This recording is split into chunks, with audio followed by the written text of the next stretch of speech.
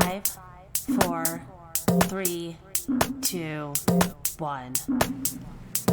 It's time to count down reality TV's most talked about moments with Amanda Bella. Hello, everyone. Welcome back to Bella Talks TV. It's Amanda Bella here. Another day, another podcast. I'm cranking them out during this holiday season for everybody. I'm trying to put lots of content out there so that there are hopefully something for everyone. I'm trying to talk about all kinds of different topics, and I'm just trying to really wet my whistle and get this muscle flex, this podcasting muscle that I've been working on building up all year. And, it's been well over a year now of Bella Talks TV. I have some weeks where I haven't been able to get an episode out. And then I have some weeks where I've been able to do multiple. And I'm just trying to keep it consistent here. And trying to really just get into the habit of like picking up the mic. And even if I don't have the most organized thoughts, even if I don't have all the facts, sorry, as you guys know, I'm still getting over the flu. I mean, it did try to kill me last week, but I'm still here. And another reason why I missed a few days of putting out the pod. So I'm here trying to make up for it now. And we're going to just do a fun little, like what I've been kind of calling like mini episodes lately. And I have to talk about Gypsy Rose. I'm dying to talk about Gypsy Rose because she's been depriving us, first of all. Like, unfortunately, she is not, I don't think that she's even in charge of this, but we'll get into some different theories. But I miss my Gyp. Okay, so as you guys know, if you've been following me for a while, it's been a little, maybe if you're a new follower, maybe you don't know how my obsession with Gypsy started, or how deep it runs. But I love her. Okay, I love her. I need her. I crave her. And I haven't been getting very much of her lately, especially with her impending pregnancy, which she's due in January, in quotes.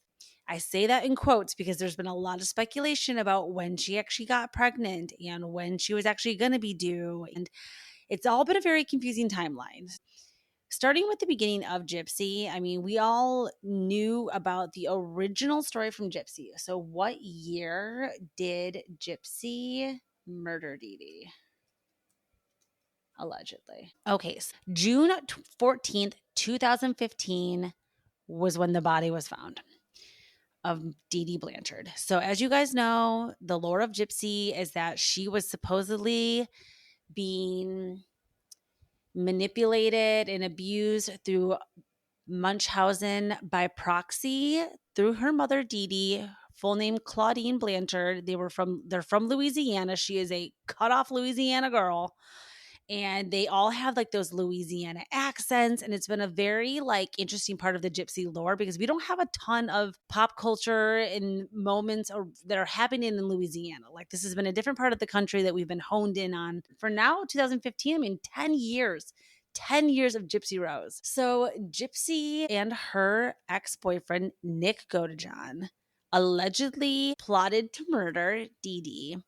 And there's multiple reasons why. Some of my personal fascination with Gypsy, and I apologize if this is not your thing and you do not like her and you don't like people that glorify her. Like I'm not gonna like make excuses or anything for what she did. And I'm not gonna also like shame her. It's a very weird emotion that we all feel for Gypsy. So it's very clear that her mother was at the bare minimum using Gypsy as a manipulation tactic to gain federal resources, social resources, charity, money, Make-A-Wish. I mean, these are all things that Dee Dee definitely was using Gypsy for.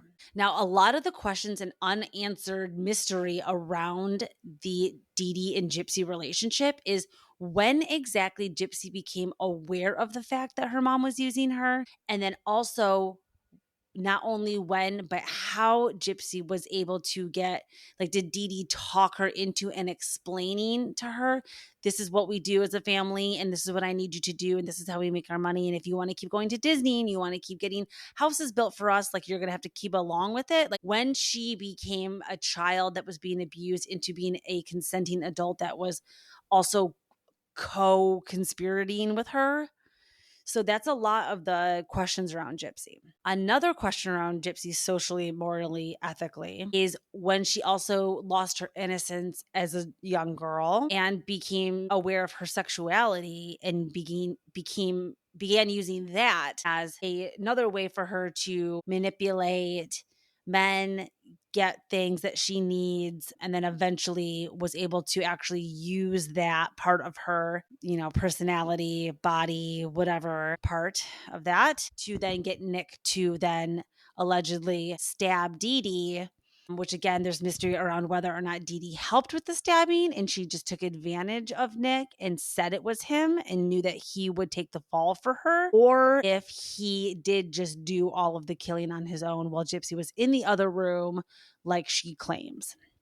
So there are just always going to be questions around this because it's Gypsy's word versus Dee Dee. Obviously, Dee Dee's not here to defend herself. And Nick, the boyfriend at the time, who is going to be incarcerated, I believe, for life over this. Unfortunately, Nick is on the spectrum and he is, very far. And I'm not sure what the verbiage is around being on the spectrum. And he's advanced. He's very advanced autism on the spectrum. So he's unable to really express himself in a way that like he's a reliable narrator also. So Gypsy really is the only person who is not mentally ill that is involved in this whole situation. Now, so it seems like a lot of people got taken advantage of in this whole, she's a man eater, she's a manipulator, and she is what seems to be like unquenchable thirst for like power manipulation over people. Like, I don't know. She has to be mentally ill or have some kind of personality disorder, but undiagnosed, unclear. Now, what we do know about Gypsy is that she also allegedly has been diagnosed as a child with a chromosomal disorder. Now, why this is a big deal and why people are flipping out over this, about these health records, being released, is because it does prove that when Gypsy was a child, there were actually things wrong with her and that Dee Dee was having something treated for her.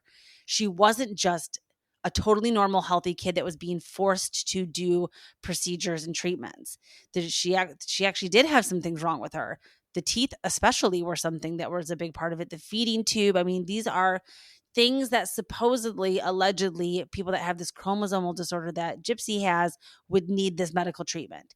So it basically botches the whole idea that Dee Dee was Munchausen by proxy. So yeah, there's a lot of lore around this, you guys, and we're never really going to know. What we do know now is that Gypsy did, as a co-conspirator, admit to the fact that she at least convinced Nick to do the killing, even though she never supposedly did any of the killing herself, which I'm not 100% sure I believe.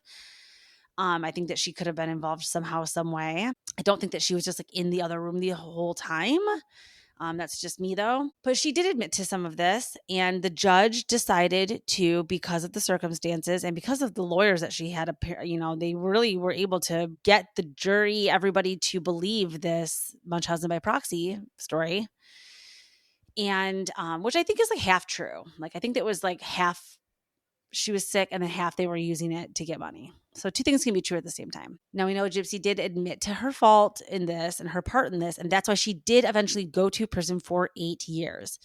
She was released eventually on early release, and that's when Lifetime cameras began to document her release from prison in a show, Gypsy Rose, Life After Lockup. Now, these Life After Lockup series is a show on Lifetime where they've followed other people also on their journey out of prison and what happens afterwards. But obviously, there was a high demand and a high curiosity around Gypsy's particular release. I think what they planned on doing originally was only doing 4 episodes, but it became such a like nationwide sensation, and Gypsy kept getting herself into situations during filming, after filming, that they ended up extending the original series to, I believe, 8 episodes. And then now they've already shot season 2, or they're in the midst of shooting season 2 right now. Gypsy's due in January with Ken's baby. We'll come back to this. And so basically any day now, Gypsy could go into labor. Now, let's reverse again a little bit back to Gypsy being in prison.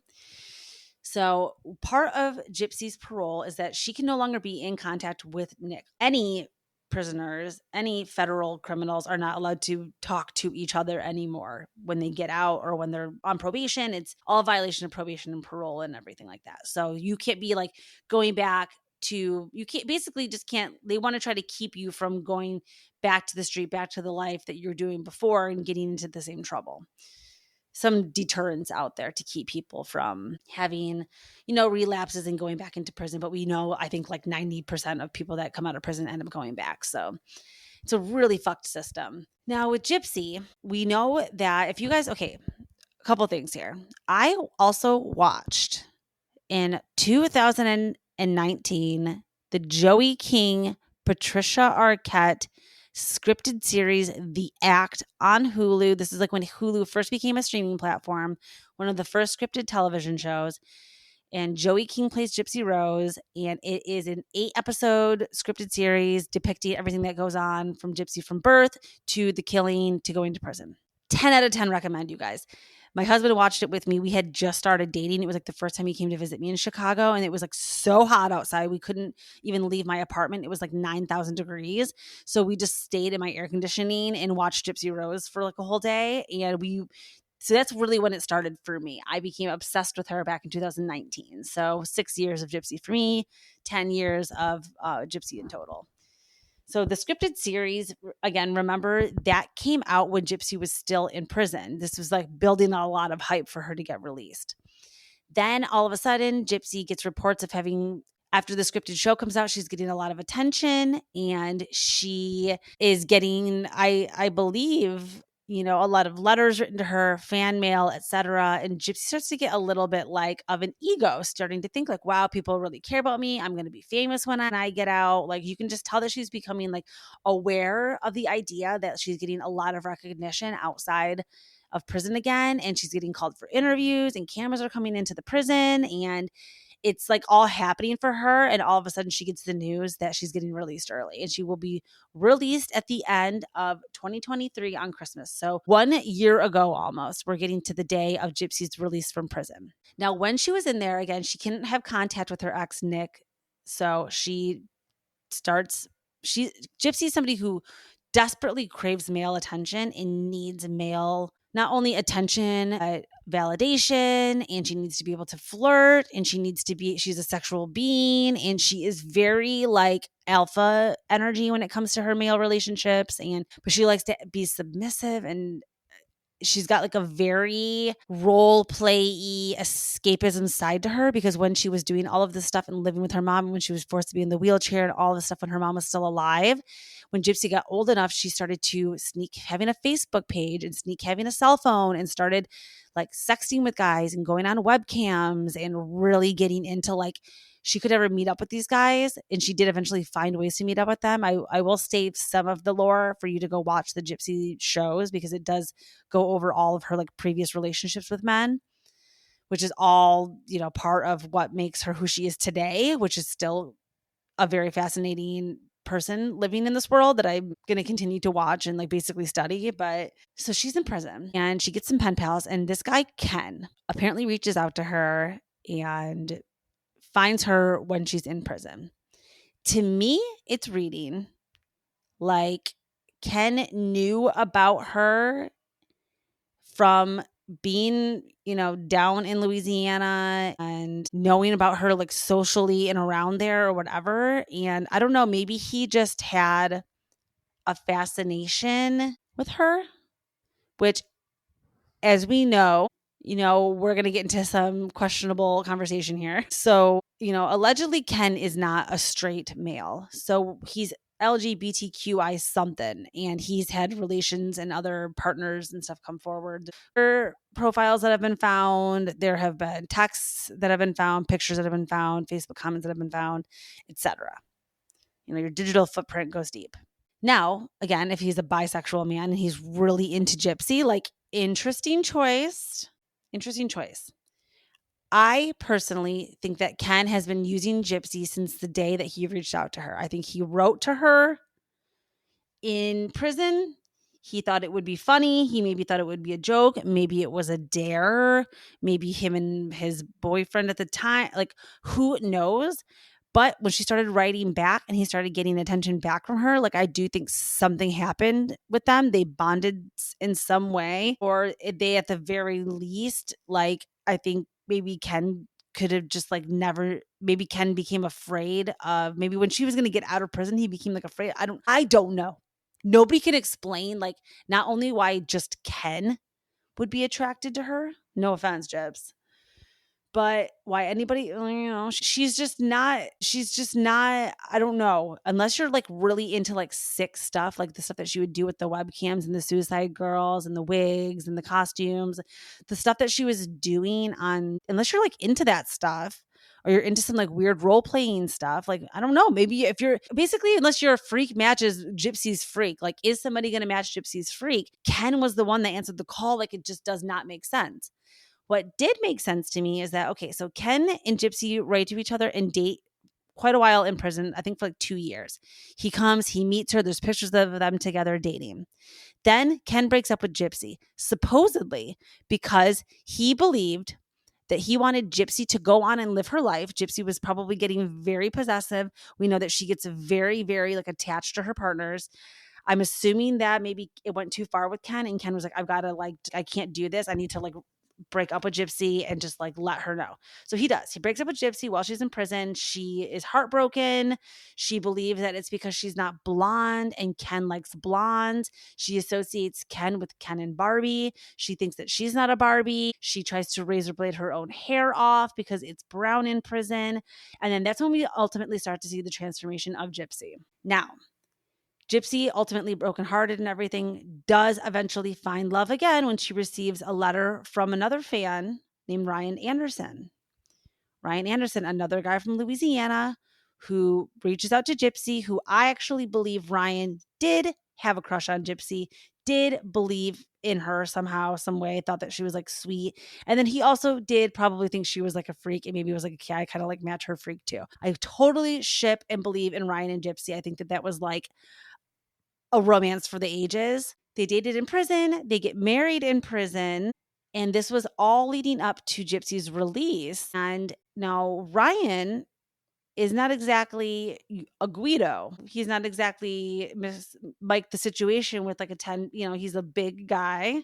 Gypsy, he complained of his like hygiene a little bit, a little big, a little sweaty, a little bit of a food hoarder. Okay. All things that I think a good wife can help a man with. I think that those none of those things are like deal breakers to me, but I also like kind of like bigger guys, and I also kind of like guys that like are a little bit, like it's okay. I'll cook and I'll clean, baby. I got this. I got this. So I really believed in Gypsy and Ryan, but the main thing about Gypsy and Ryan is that it's very clear to everybody except for to Ryan that Gypsy was using him too. And she can't help herself. She knew that she was going to get released from prison. And there are only two options. You have to be released to your parents and live at your parents' house. Or if you're married, you get released to your partner. But you can't just be like floating out in the world when you're an ex-murderer convict off parole. So, the state of Missouri decides to release Gypsy to the custody of Ryan. And this is where we all see this is all documented on the show. Her getting out of prison. They released her at like 3 a.m. to help avoid the media. Her and Ryan drive overnight to an Airbnb where Gypsy's family is. And we finally really meet Gypsy's dad, Rod, who's been alive this whole time and been in Louisiana the entire time Gypsy was being abused, going to prison, and all this stuff was going on. But he didn't really have a relationship with her. And he kind of alluded to the fact that Dee Dee kind of kept them apart most of their life. Nobody really knows the truth with that either. I think Rod probably was like, knew that they were insane and didn't really want anything to do with them. But the most important part is that Rod has redeemed himself as an adult and has been there for Gypsy since she's been released from prison.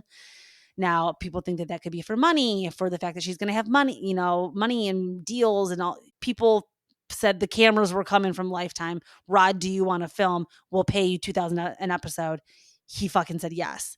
So all of this family is like kind of opportunistic, and everybody's like also using Gypsy. So it's really sad for her that nobody really in her life, like it just doesn't seem like she has anybody that's truly in her life except for Ryan, Gypsy, that you threw into the trash. So on the TV show Love After Lockup, Gypsy's released to Ryan. They're married. They go through the holidays together, and they immediately start having fights. Gypsy's not happy. She's out of prison. She's bored. She can't get a job. She can't flirt with men because she's married. She can't spend any money because she's not allowed to, because she's got problem. I think it's like parole issues. There's just certain things that she's got a lot of rules, and she's having a lot of problems. And this all starts to bubble under the surface with Ryan, and she eventually asks him for a divorce. So it's really heartbreaking. She breaks up with Ryan in a parking lot and a gas station. Ryan's crying. I just felt so bad for him. I think he really did think that him and Gypsy were going to be together forever. It's very clear that Gypsy thought that she was going to be like the new Kim Kardashian and be an influencer and be filming funny TikToks all day and be getting tons of DMs and attention and money from men and girls. Also, not in a sexual way, but like making friends and like getting opportunities and traveling. Like she thought she was going to be really doing it big. And it was just like reality hit her like a ton of bricks. And I think that she also, like when Gypsy feels out of control and feels like she needs to like make life more interesting, she takes the bull by the horns and she decides to reach out to Ken, the ex from prison, the one she dated before Ryan. And she says, Ken, I'm out, baby. Why don't we meet up for a little while? Just to see each other, just to catch up as friends. I'm married now, but I want to just see you as a friend. Well, that did not last long because supposedly, allegedly, the very first day that she sees Ken, they have unprotected sex and she gets pregnant. Now, this is after we saw her take Plan B on camera to essentially get rid of Ryan's baby, the man she was married to.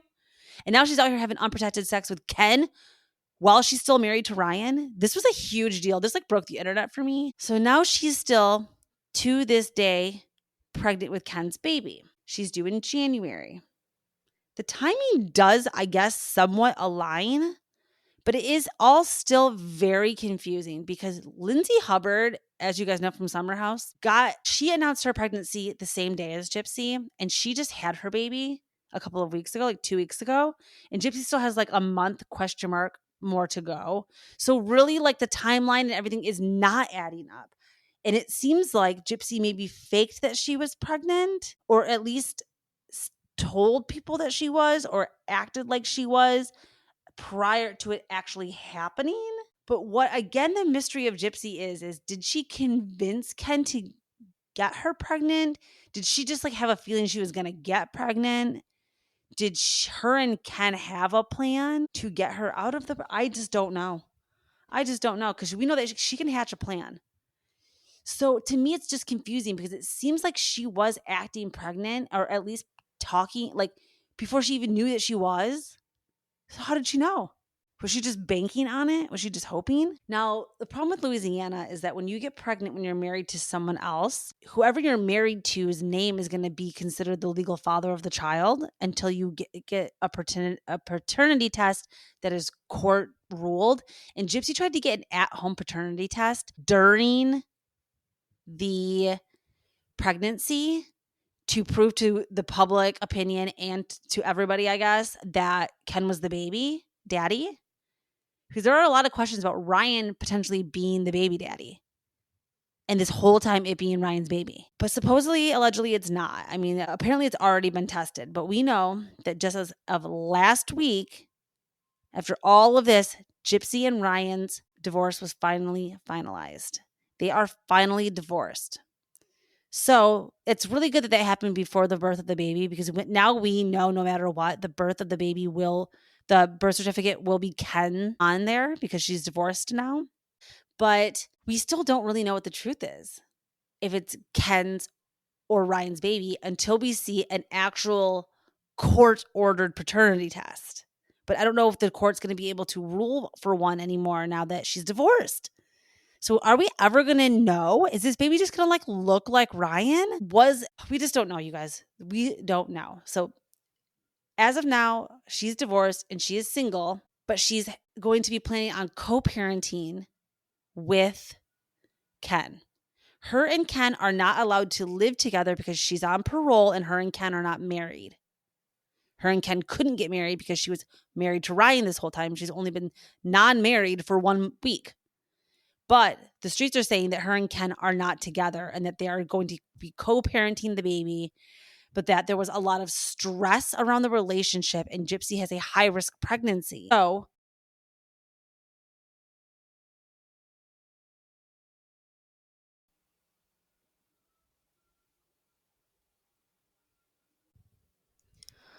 oh my gosh, you guys. Okay, I just had like one of my first big technological snafus where my computer went to sleep when I was recording and like the last 10 minutes of my episode I just recorded did not record. It like never happens to me, so I'm a little flustered. But let's try to pick up where I left off. I just wanted to close the episode with talking about Ryan a little bit more because okay, so basically Ryan and Gypsy just got divorced last week. They've only been non-married for 1 week.